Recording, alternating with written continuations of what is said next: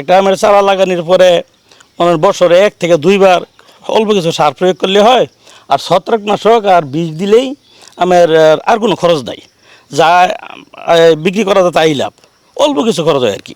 আমি 40 থেকে 45টা জাতের আম রুইছি, 1 বছরের মাথায় আমার সব খরচ উঠে গেছে। আম জইরা দিতেছে এবং মাঝে মধ্যে ছত্রাকে পচে দিতেছে, ছত্রাকনাশকের কাজ হইতেছে না। এই মাছি পোকা এবং ফসন আর আম ঝরা এটা কেউ বন্ধ করতে পারতেছে না। মাঝে মধ্যে আমার কাছে ফোন করে জিজ্ঞাসা করে, ভাই আমের কথা তো আমরা আমের চারা লাগাইলাম, তো আম সব জইরা দিতেছে, আম ফাইটে দিতেছে, আমি মাছি পোকা বারবার ফিন মারতেছে, কোনো কিছু ফেরে মারতেছি না, কোনো বিষয় কাজ হইতে না, এখন কী করাম? আমি বললাম কি ভাই, আমিও তো কৃষি অফিসের কাছে দৌড়াইতেছি, তারা তো নানা ধরনের মেডিসিন দিতেছে, কোনো মেডিসিনই তো কাজ হইতেছে না।